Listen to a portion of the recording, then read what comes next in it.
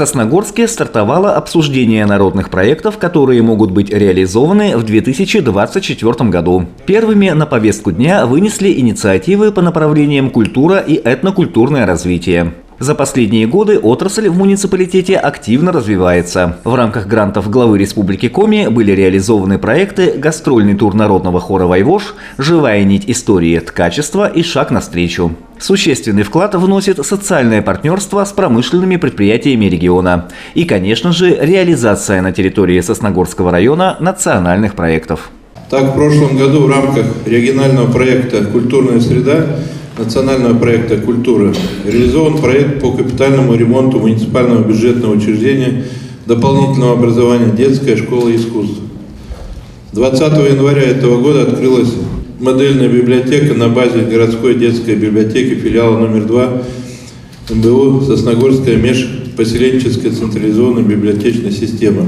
На обсуждение сосногорцев вынесли 4 проекта. Первым рассмотрели предложение о ремонте фасада Дома культуры «Горизонт». Как отметила директор учреждения, в настоящее время наружные стены ДК находятся в неприглядном состоянии. Из-за осадков вздулась и отваливается штукатурка. На пустых местах образовалась плесень.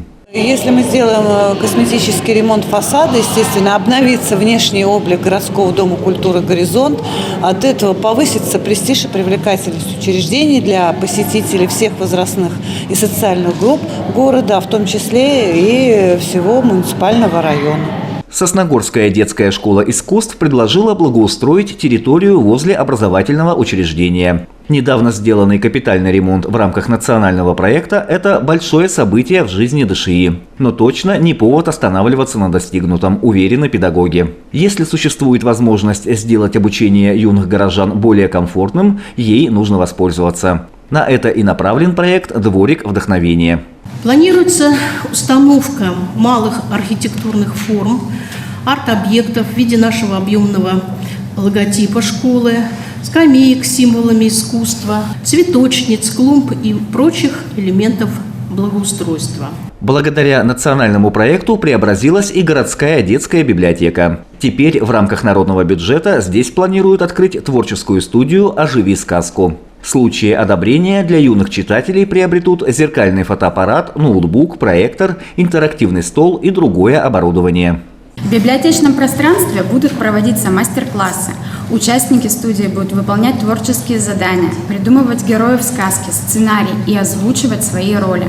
В заключении проекта предполагается съемка мультипликации, монтаж и выпуск мультфильмов в сообществе библиотеки, социальной сети ВКонтакте и на других доступных порталах. Проектом по направлению этнокультурное развитие стала инициатива о проведении фестиваля национальных культур «Северная радуга». Для этого предлагается пошить сценические костюмы для участников сосногорских национально-культурных автономий. Здесь у нас фестиваль «Наше Сосногорье», но мы хотим к Дню народного единства сделать фестиваль среди национальных культур, то есть расширить наше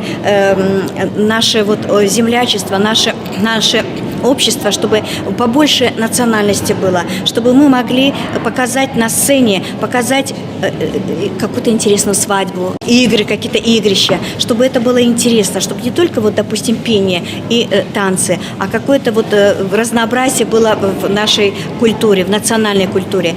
Все проекты жители Сосногорска поддержали. Теперь им предстоит рассмотрение бюджетной комиссии на уровне муниципалитета и отбор в администрации главы Республики Коми. Андрей Калиничев, Павел Дурников, Вести Тимана, Сосногорск.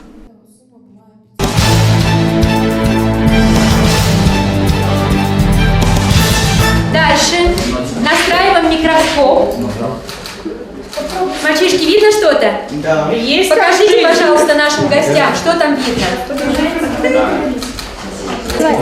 Опускай. Попробуйте настроить резко. Мастер-класс потому так и называется, что самому можно окунуться в любое дело. Это исполняющий обязанности главы района Ильдар Махмутов ощутил на себе. Биология, робототехника, масс-медиа, лазертаг, чем только не занимаются ребята в Доме детского творчества. Мастер-классы и площадки работали специально для гостей в день открытия первичных отделений российского движения детей и молодежи «Движение первых». Само движение началось совсем недавно.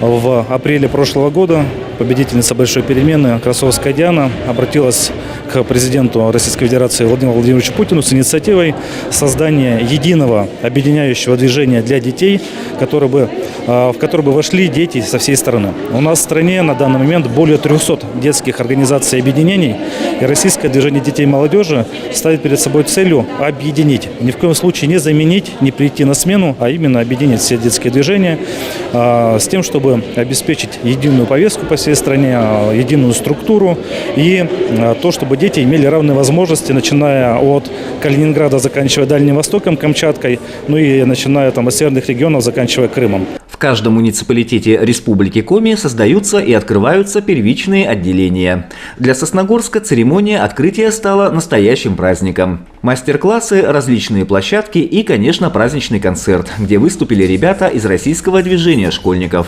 Ильдар Махмутов назвал события историческими. Он выразил надежду, что движение первых объединит молодых людей Сосногорского района для того, чтобы всем вместе строить страну, республику, район. Вот уже 5 лет в Сосногорске успешно развивается Российское движение школьников. Краткий экскурс в прошлое позволил оценить то, что уже сделано, а главное – увидеть стремление сосногорских школьников развиваться и двигаться вперед.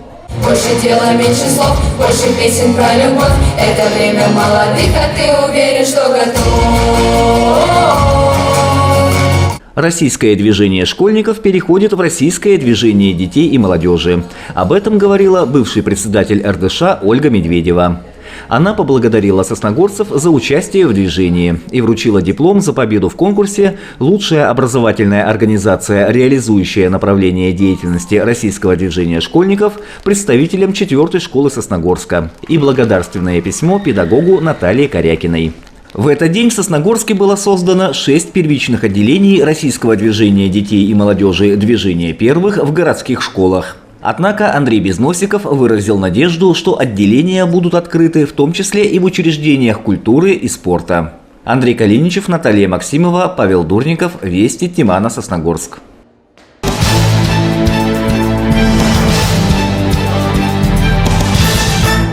В начале марта в 6-м микрорайоне двое детей 2014 года рождения устроили поджог бесхозного автомобиля. Как оказалось, транспортное средство было снято с учета в связи с утилизацией. Законодательством Российской Федерации этот поступок расценивается как порча имущества. То есть неправомерные действия, приводящие к нарушению внешнего вида и технического состояния объектов собственности, в результате которых становится невозможным пользование испорченными предметами. Хозяин поврежденного имущества, гражданин или организация, имеет право подать иск в суд для возмещения ущерба или заявление в полицию с требованием привлечь к ответственности нарушителя. Уголовным кодексом Российской Федерации и Кодексом об административных правонарушениях предусмотрена ответственность за умышленную и неумышленную порчу имущества. Вид и размер наказания зависит от того, какое имущество было испорчено, кем и в какой ситуации. Роль играет и возраст субъекта правонарушения. Так существует заблуждение, что якобы дети в силу своего возраста не несут никакой ответственности за свои противоправные поступки. Однако это не так. Материальную ответственность за ущерб, причиненный малолетними, то есть детьми до 14 лет, несут их родители, либо законные представители. Материальную ответственность за ущерб, причиненный несовершеннолетними с 14 до 18 лет, самостоятельно несут подростки, за некоторым исключением. С 14-летнего возраста наступает уголовная ответственность за вандализм, то есть осквернение зданий или иных сооружений, порчу имущества в общественных местах. С 16 лет наступает административная ответственность за ущерб, причиненных несовершеннолетним, если размер ущерба не превышает 5000 рублей. В этом же возрасте наступает уголовная ответственность за порчу имущества. При этом размер ущерба должен быть значительным для потерпевшего и превышать 5000 рублей. В ряде случаев детей ставят на профилактический учет в комиссии по делам несовершеннолетних, а это, в свою очередь, может в дальнейшем негативно отразиться на карьере, осложнить процесс поступления в вуз, трудоустройства. Детям нужно объяснять, что самый действенный способ избежать этого – не нарушать закон и общепринятые нормы поведения. Предотвратить порчу имущества и вандализм может в том числе соблюдение комендантского часа. С 2009 года в России официально действует запрет для детей до 18 лет на нахождение на улице и посещение различных мероприятий в вечернее время без сопровождения взрослых. Дети до 18 лет не могут находиться в общественных местах без сопровождения с 22 до 6 часов. Запрет распространяется на улицу, места общего пользования и посещения. Стадионы, бары, кафе, точки общепита, ночные клубы, кинотеатры, концертные залы, дискотеки, общественный транспорт, иные аналогичные учреждения и заведения. Если сотрудниками полиции выявляется ребенок без сопровождения законного представителя на улице вне установленное законом время, ответственность за это несут родители. На каждого из них, либо на одного из родителей составляется протокол об административном правонарушении, который рассматривает комиссия по делам несовершеннолетних и защите их прав. В этом случае налагается административное наказание в виде предупреждения или штрафа. Андрей Калиничев, Полина Бастракова, Павел Дурников, Вести Тимана, Сосногорск.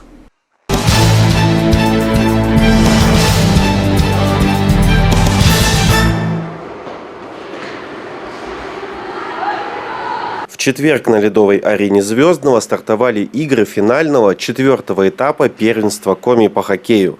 За призовые места борются команды, участники которых не старше 13 лет.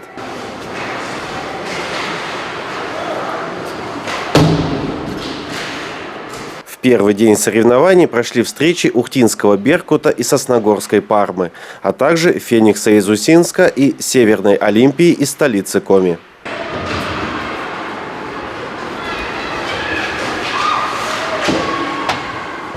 В пятницу Сыктывкар провел встречу с Ухтой, а сосногорцы сыграли с Усинском. В заключительный день первенства пройдут встречи Беркута с Фениксом, а также Пармы с Северной Олимпией. Павел Дурников, Вести Тимана, Сосногорск.